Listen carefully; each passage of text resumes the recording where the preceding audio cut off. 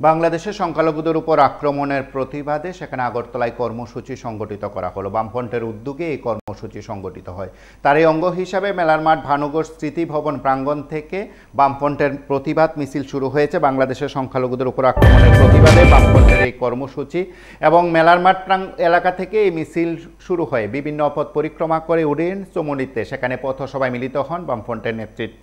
আমরা দেখছি সেই মিছিলে হাঁটছেন প্রাক্তন মুখ্যমন্ত্রী মানিক সরকার, আছেন বামফ্রন্ট আহ্বায়ক নারায়ণ কর সহ অন্যান্যরা, প্রাক্তন মন্ত্রী, বিধায়ক, বামফ্রন্টের বিভিন্ন শরিকদের নেতৃত্ব সেই কর্মসূচিতে সামিল হয়েছেন। সেই মিছিল শহরের বিভিন্ন পথ পরিক্রমা করে সেখানে ওরিয়েন্ট চমনিতে পথসভায় মিলিত হন। সেই পথসভায় বক্তব্য রাখেন মানিক সরকার সহ অন্যান্য বক্তারা এবং বাংলাদেশে সংখ্যালঘুদের উপর আক্রমণের প্রতিবাদে বামফ্রন্টের এই কর্মসূচি এবং বামফ্রন্টের বিভিন্ন স্তরের নেতৃত্বের উপস্থিতিতে সেই কর্মসূচি থেকে বক্তারা সমসাময়িক বিষয়গুলো সেখানে উত্থাপন করছেন।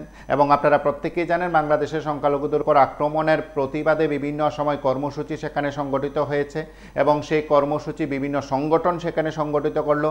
আজ বামফ্রন্টের তরফে আগরতলায় কর্মসূচি সংগঠিত হয় এবং আগরতলায় প্রতিবাদ মিছিল সেখানে শহরের বিভিন্ন পথ পরিক্রমা করে ওরিয়েন্ট চমনিতে সেখানে পথসভায় মিলিত হন এবং সেখানে মানিক সরকার সহ অন্যান্যরা বক্তব্য রেখেছেন। আমরা আগরতলায় সেই মিছিলের অংশবিশেষ অবশ্যই দেখলাম। বৃষ্টিস্নাত আগরতলায় সেই বামফ্রন্টের মিছিল এবং বামফ্রন্টের মিছিল শেষে পথসভায় বক্তব্য রাখেন প্রাক্তন মুখ্যমন্ত্রী সিপিআইএম পলিট ব্যুরো সদস্য মানিক সরকার। আমরা তার বক্তব্যের অংশবিশেষ শুনব।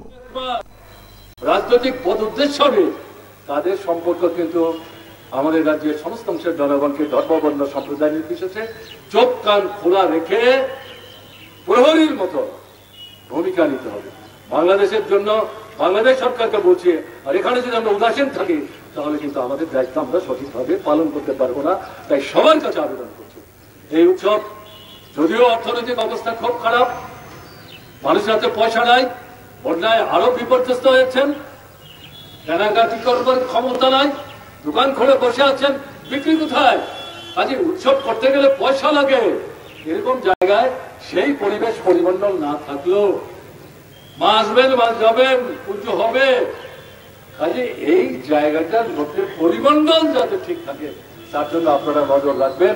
এই আবেদন আপনাদের কাছে রেখে আমি এতক্ষণ কথা বলবো ভাবিনি, বৃষ্টি একটু ধরলো বলে আপনারা দাঁড়ালেন, দূর থেকে অনেক মানুষ এসছেন, তাতে আমার মনে হয়েছে এই সামগ্রিকভাবে সংক্ষিপ্ত পরিচয় হলো। এই কথাগুলো যদি না বলি সব মানুষ বুঝতেই পারবেন না। হঠাৎ করে বৃষ্টি বাদলের মধ্যে বামফ্রন্ট তারা কেন মিটিং করবার চেষ্টা করছে, তাই এই কথাগুলো আপনাদের সামনে আমি বললাম। সময় যদি আমি একটু বেশি নিয়েও থাকি আপনারা আমাকে মার্জনা করবেন। আপনারা শুনলেন আগরতলায় সেই কর্মসূচি সেখানে সংগঠিত করা হয়। বামফ্রন্টের মিছিল শুরু হয়েছে এবং সেই মিছিল শহরের বিভিন্ন পথ পরিক্রমা করে ওরিয়েন্ট চমনিতে সেখানে সভা অনুষ্ঠিত হয় এবং সেই সভায় মানিক সরকার বক্তব্য রাখতে গিয়ে আরও কি বলছেন আমরা অবশ্যই শুনব। এবং আমরা এই সময়ের মধ্যে বাংলাদেশ ইস্যুতে, বাংলাদেশের সংখ্যালঘুদের উপর আক্রমণ ইস্যুতে বামফ্রন্টের আজ কর্মসূচি অনুষ্ঠিত হয়েছে এবং মিছিল শেষে সেই কর্মসূচিতে সিপিআইএম পলিট ব্যুরো সদস্য মানিক সরকার কি বলছেন আমরা আরও একবার শুনব।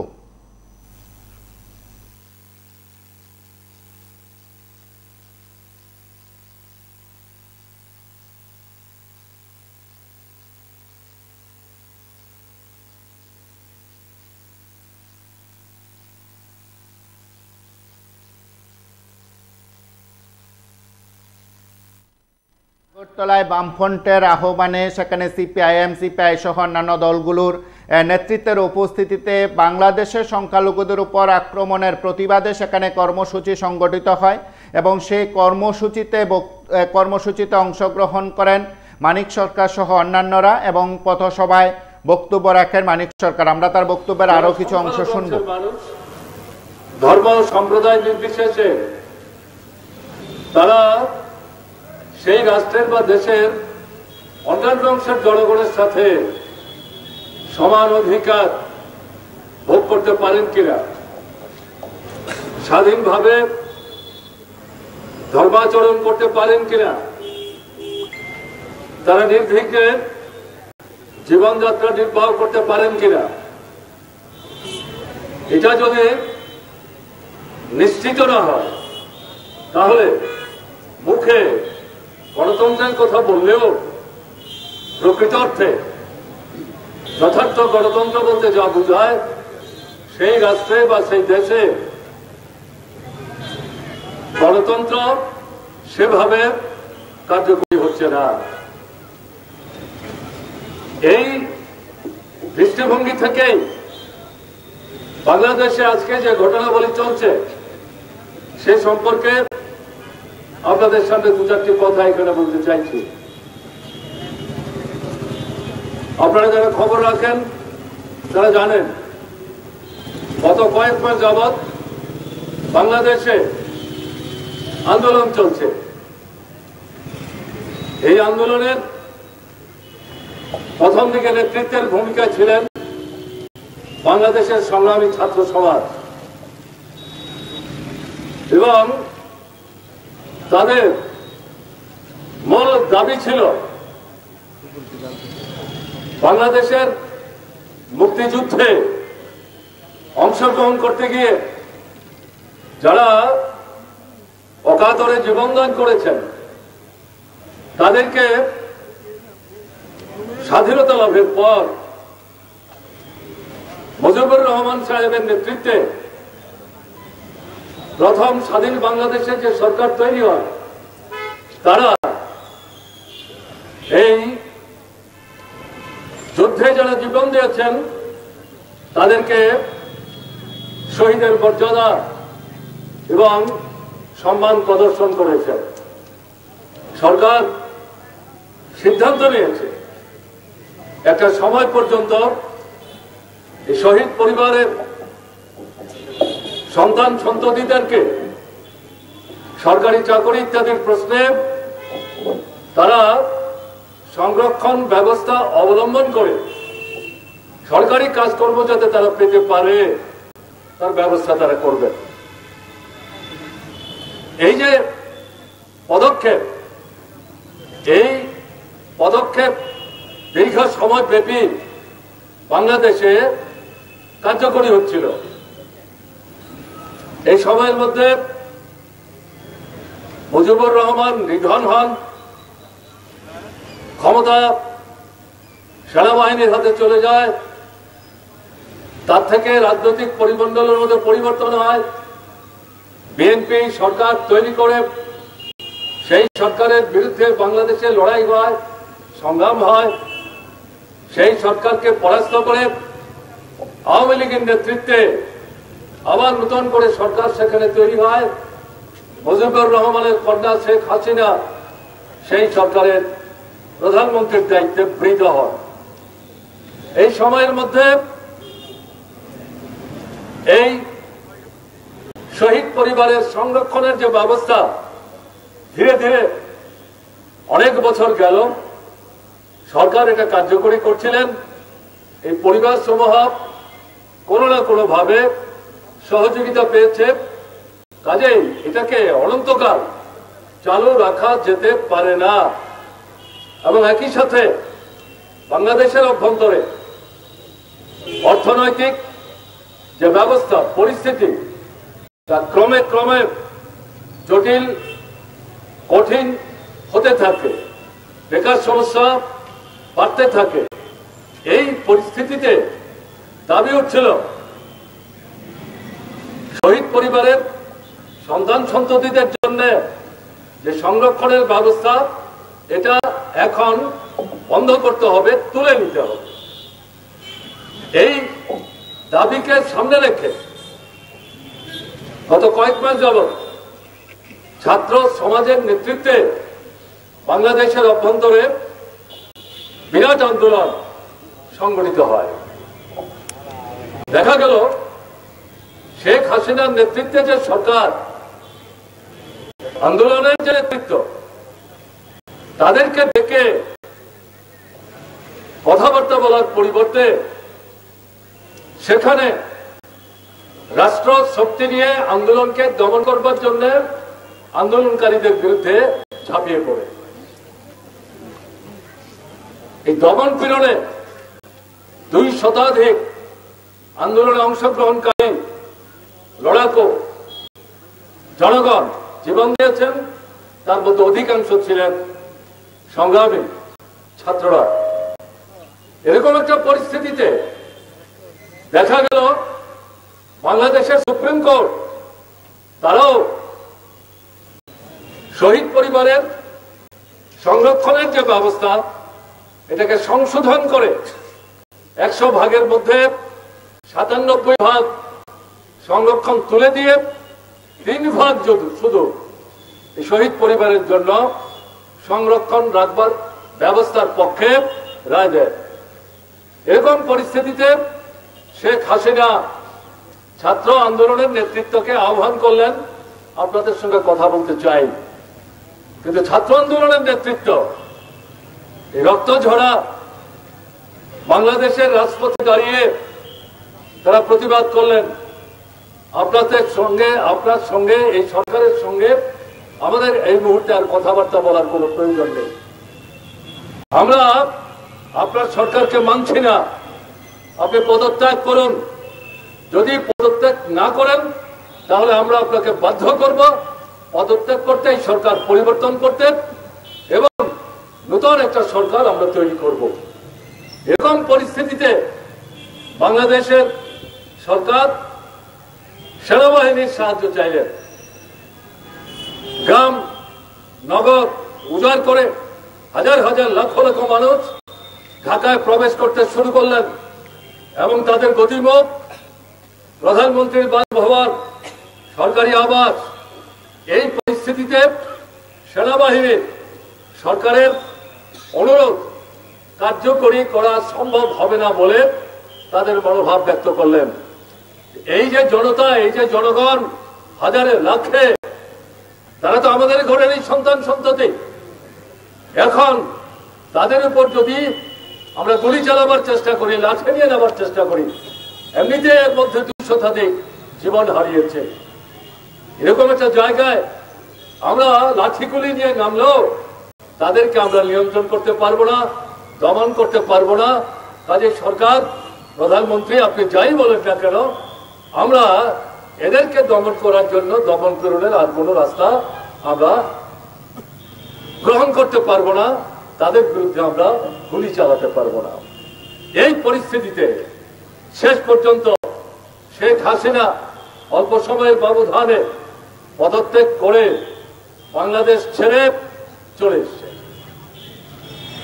এবং সেখানে এই যে ছাত্র আন্দোলনের নেতৃত্ব যারা লড়াইটা শুরু করেছিলেন, এটা মনে করার কোনো কারণ নেই, এটা শুধু ছাত্রদের মধ্যেই সীমাবদ্ধ ছিল। পর্যায়ক্রমে বাংলাদেশের অভ্যন্তরের ক্রমবর্ধমান যে দুর্নীতি, সরকার এবং দুর্নীতি সমর্থক হয়ে গেছে, এর বিরুদ্ধে মানুষ যখন কথা বলবার চেষ্টা করে তাকে দমন করার জন্য আক্রমণ নামিয়ে আনেন। পরপর 2টা জাতীয় নির্বাচন জনগণকে স্বাধীনভাবে নিজের মতামত ভোটের বাক্সে প্রয়োগ করার ক্ষেত্রে নানা পদ্ধতিতে বাধা বিপত্তি তৈরি করা হয়। এতে জনগণের মধ্যে যে পুঞ্জীভূত ক্ষোভ, তারই বহিঃপ্রকাশ ছাত্ররা যেটা শুরু করেছিল, সংরক্ষণ বন্ধ করো, এবং তাকে দমন করবার জন্য বাংলাদেশ সরকারের যে আক্রমণ, এতে 200 শতাধিকের উপর আন্দোলনে অংশগ্রহণকারী যারা জীবন দিলেন, তাতে মানুষের মধ্যে ক্ষোভ বিক্ষোভের বহিঃস্ফুরণ ঘটল। এটা শেষ পর্যন্ত ছাত্র জনতার আন্দোলন, ছাত্র না, ছাত্র জনতা এবং বাংলাদেশের বিভিন্ন অংশের জনগণ সম্মিলিতভাবে এই সরকারকে ক্ষমতাচ্যুত করবার জন্য রাজপথে তারা উঠে এসেছিলেন। এই সরকার এই পরিস্থিতিতে পদত্যাগ করতে বাধ্য হয়, প্রধানমন্ত্রী বাংলাদেশ ছাড়তে বাধ্য হন। এরকম জায়গায় ছাত্র নেতৃত্বের উদ্যোগে সেখানে নতুন একটা সরকার তৈরি হয়। তাদের ঘোষণা কি, আমরা আমাদের দেশে গণতন্ত্র পুনঃপ্রতিষ্ঠা করব, প্রকৃত গণতন্ত্র আমরা লাগু করব। আমাদের রাষ্ট্রে গত কয়েক বছর যাবৎ যারা ক্ষমতাচ্যুত আমরা করলাম, তারা আমাদের গণতন্ত্রকে হরণ করেছিল, সংহার করেছিল, ভোটের অধিকার পর্যন্ত হরণ করেছিল। এই অবস্থা মৌলিক গুণগত পরিবর্তন আমরা করব, আপনারা সহযোগিতা করুন এবং এই সাথে সাথে বাংলাদেশে দুর্নীতি বন্ধ করব, সামগ্রিক অর্থনৈতিক পরিস্থিতির মধ্যে পরিবর্তন আনার ক্ষেত্রে আমরা ভূমিকা দেব। তাদের এই যে ঘোষণা বাধ্যত, এটা যারা নজর রাখছিলেন এই আন্দোলনের প্রতি, তাদেরকে আশ্বস্ত করেছে বাংলাদেশে গণতন্ত্র নিশ্চয়ই পুনঃপ্রতিষ্ঠিত হবে। কিন্তু অল্প সময়ের ব্যবধানে যেটা দেখা যেতে আরম্ভ করলো, সেখানে সংখ্যালঘু অংশের মানুষ যারা নানা ধর্মের সাথে যুক্ত, কে কোন দল করেন সেটা বড় প্রশ্ন না। বাংলাদেশের সব জায়গায় না, কোনো কোনো এলাকায় বাছাই করে তাদের বিরুদ্ধে আক্রমণ সংগঠিত হতে শুরু করলো। এবং এটা উল্লেখ করা ভালো, বাংলাদেশে যারা বসবাস করছেন যে সংখ্যালঘুদের উপর আক্রমণ সংগঠিত হচ্ছে, ভারত বিভক্ত হওয়ার আগে ব্রিটিশ শাসিত ভারতবর্ষ ঐক্যবদ্ধ ছিল। দেশ ভাগ হলো, ভারত পাকিস্তান হলো, কিন্তু দেশ ভাগের পরেও পাকিস্তানের জনগণ, তাদের মধ্যে যারা সেখানকার ধর্ম সংখ্যালঘু, তারা পাকিস্তান ছেড়ে কিন্তু ভারতবর্ষে আসেননি। যেমন ভারতবর্ষের মধ্যেও যারা সংখ্যালঘু, তারাও ভারতবর্ষ ছেড়ে পাকিস্তানে যাননি। শত শত বছর আগে থেকে ছিলেন এবং তারা জীবনযাত্রা নির্বাহ করছিলেন। পরবর্তী সময় পাকিস্তানের স্বৈরাচারী ফ্যাসিবাদী যে সরকার, মিলিটারি সে জনতা, তার বিরুদ্ধে লড়াই করে বাংলাদেশকে মুক্ত করে স্বাধীন বাংলা রাষ্ট্রের পতন তারা করে। তারপরেও বাংলাদেশে বসবাসকারী সংখ্যালঘু অংশের মানুষ যারা, তারা এই রাজনৈতিক পট পরিবর্তনের প্রেক্ষাপটেও বাংলাদেশ ছেড়ে অন্য কোন রাষ্ট্রে, ভারতে বা ত্রিপুরায় তারা আসার চিন্তা কিন্তু করেন। তারা বাংলাদেশে আছেন, এটাই তাদের দেশ, এটাই তাদের মাতৃভূমি, এটাই তাদের জন্মস্থান, এখানেই তারা ছিলেন, আছেন, তারা থাকবেন। কাজেই এরকম পরিস্থিতিতে নতুন যে সরকারটা তৈরি হলো, গত কয়েক মাসের আন্দোলনে বাংলাদেশের আভ্যন্তরীণ রাজনৈতিক যে পরিমণ্ডল, তার মধ্যে যে গুণগত একটা মৌলিক পরিবর্তন ঘটে গেল, তাতে এই সরকারের যে ঘোষণা, যে আন্দোলনের যারা নেতৃত্ব দিচ্ছিলেন তাদের যে ঘোষণা, তাদের মধ্যে একটা আস্থার ভিত্তি করেছিল যে না, বাংলাদেশে আমাদের অসুবিধা হবে না, আমরা যুগ যুগ ধরে ছিলাম, আছি, থাকবো। এবং এখনকার যে সরকার, তারাও প্রতিশ্রুতি দিচ্ছে তারা গণতন্ত্রকে সুদৃঢ় করবেন, সুঠাম করবেন। স্বাভাবিক কারণে আমরা যারা সংখ্যালঘু অংশের মানুষ, আমাদের নিরাপত্তা এখানে বিঘ্নিত হবার কোনো কারণ নেই। কিন্তু এরকম পরিস্থিতিতে দেখা গেল 1-1.5 মাসের ব্যবধানে তাদের উপর আক্রমণ সংঘটিত হচ্ছে। আপনাদের জানার জন্য বলছে, শেখ মুজিবুর রহমানের হত্যাকাণ্ডের পর সেখানকার আভ্যন্তরীণ রাজনৈতিক পরিস্থিতিতে যে মৌলিক গুণগত পরিবর্তন ঘটে গেল, পর্যায়ক্রমে বিএনপির সরকার তৈরি হলো, সেই সময় সেখানে সংখ্যালঘুদের উপর আক্রমণ সংঘটিত হয়েছিল। হাজার হাজার, বিশেষ করে চাকমা অংশের মানুষ যারা, তারা ভারতবর্ষে আসতে বাধ্য হয়েছিলেন, তাদের বৃহত্তম অংশ আমাদের ত্রিপুরায় এসেছিলেন। ত্রিপুরায় সেই সময় নৃপেন চক্রবর্তী, দশরথ দেব, তাদের নেতৃত্বে বামফ্রন্ট সরকার চলছিল।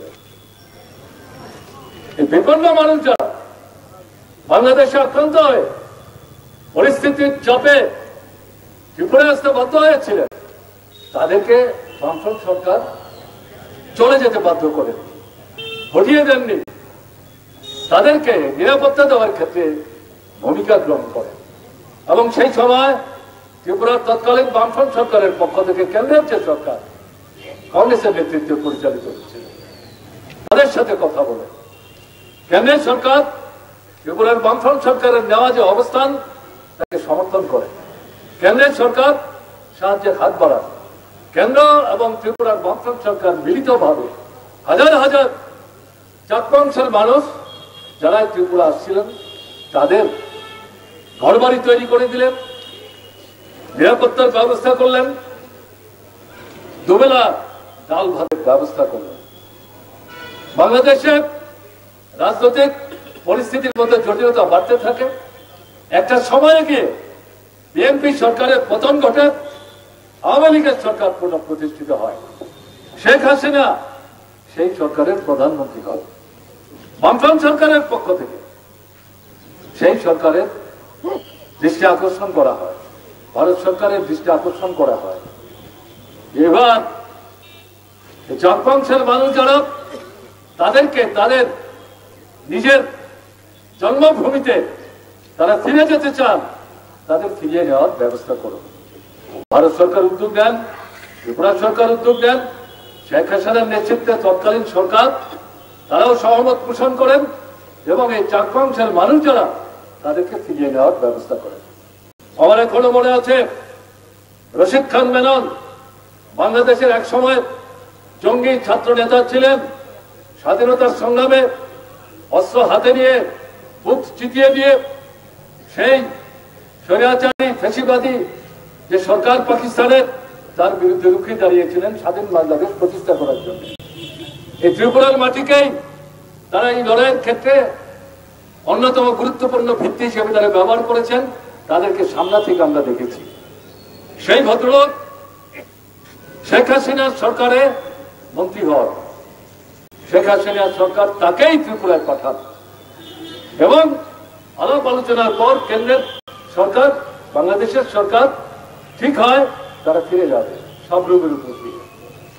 আমাদের রাজ্যের তৎকালীন পূর্তমন্ত্রী বৈদ্যনাথ মজুমদার তিনি এবং রাশেদ খান মেনন হাত ধরাধরি করে যে হাজার হাজার চাকমা রিফিউজি অংশের মানুষ তাদেরকে নদী অতিক্রম করে সাবরুমের উপর দিয়ে বাংলাদেশে ফিরে যেতে সাহায্য করেন।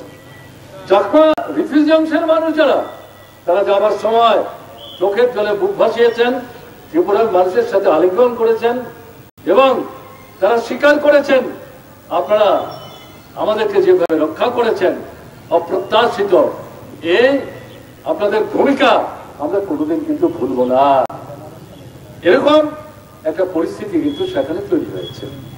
কিন্তু সেই দেশের অভ্যন্তরীণ পরিস্থিতির মধ্যে গত 10-11 বছরের মধ্যে নানা পরিবর্তন হয়ে যায়, যেটা আমি সংক্ষেপে উল্লেখ করার চেষ্টা করব।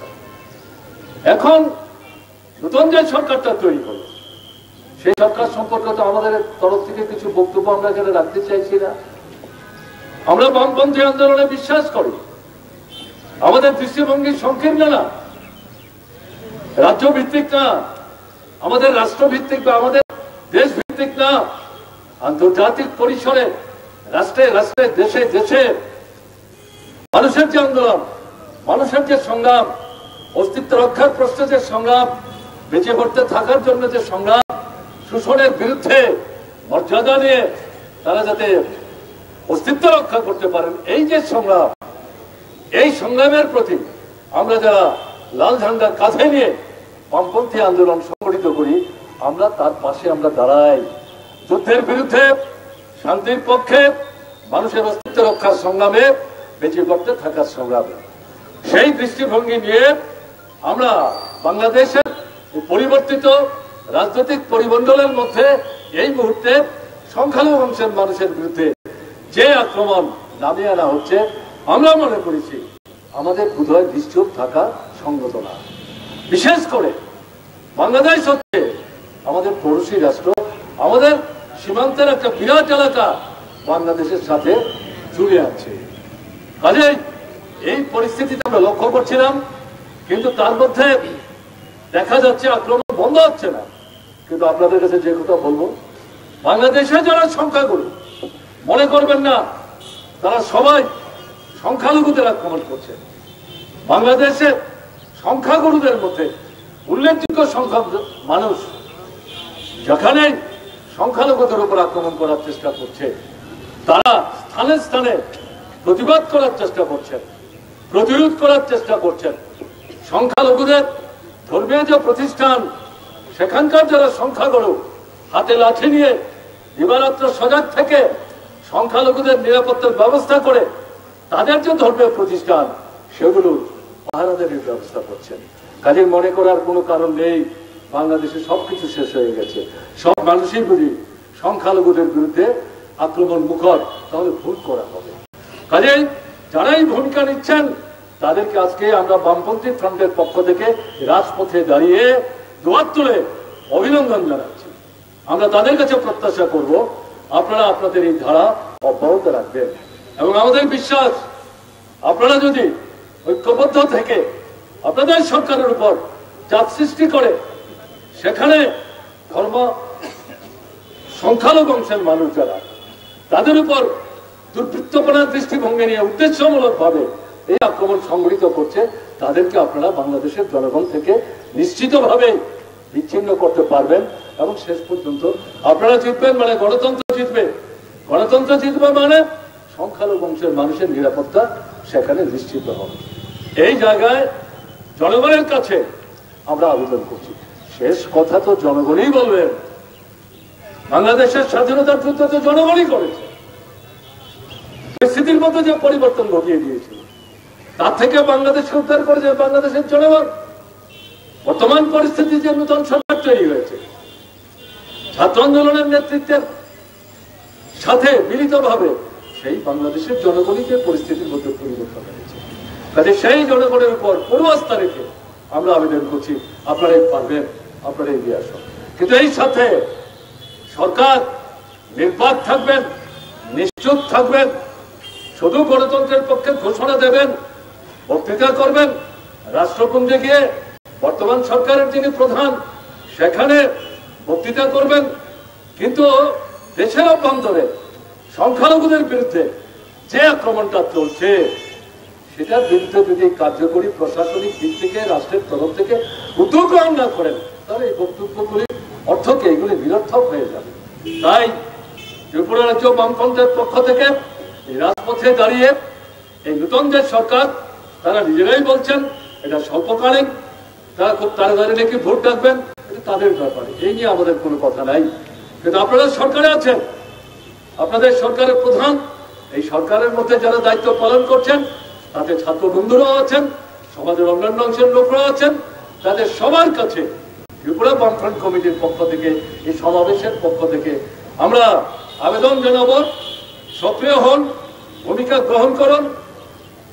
সংখ্যালঘু অংশের মানুষ যারা ধর্ম সম্প্রদায় নির্বিশেষে তাদের নিরাপত্তা নিশ্চিত করতে আপনারা কার্যকরী উদ্যোগ গ্রহণ করুন এবং যারাই পরিস্থিতিকে সেখানে জটিল করার চেষ্টা করছে, মানুষের মধ্যে ধর্ম সম্প্রদায়ের নামে বিভাজনের বলিরেখা তৈরি করবার চেষ্টা করছে এবং যার মধ্য দিয়ে পার্শ্ববর্তী রাষ্ট্র ভারত তার অন্তর্ভুক্ত ত্রিপুরা ওইদিকে পশ্চিমবাংলা এই এলাকার মধ্যে একটা অস্থির আবহাওয়া তৈরি করবার চেষ্টা করছে উদ্দেশ্যমূলক ভাবে, তাকে শক্ত হাতে আপনারা মোকাবেলা করার চেষ্টা করুন।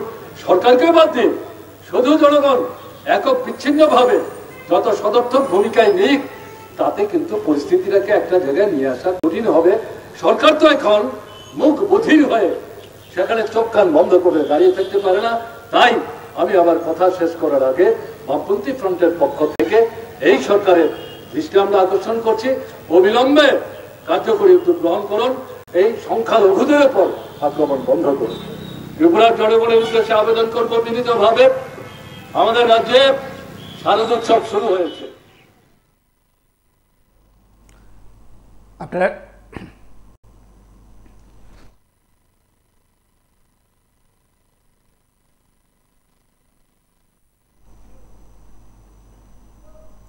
আগরতলায় বামফ্রন্টের উদ্যোগে বাংলাদেশের সংখ্যালঘুদের উপর আক্রমণের প্রতিবাদে কর্মসূচি সংগঠিত করা হয়। তার পাশাপাশি সে দেশের সরকার প্রধানের উদ্দেশ্যেও ত্রিপুরার প্রাক্তন মুখ্যমন্ত্রী মানিক সরকার আবেদন করেন সে দেশের সংখ্যালঘুদের নিরাপত্তা প্রদানে তিনি যেন গুরুত্বপূর্ণ ভূমিকা নেন, তিনি তার দায়িত্ব পালন করেন। তার পাশাপাশি শারদ উৎসবের প্রাক্কালে এই রাজ্যেও একেবারে সকল অংশের মানুষ ভালোভাবে পুজো কাটাবে, একেবারে সকল অংশের মানুষকে নিয়ে পুজো কাটবে সেই প্রত্যাশা রাখেন প্রাক্তন মুখ্যমন্ত্রী। আপনারা সঙ্গে থাকুন, দেখতে থাকুন PB24।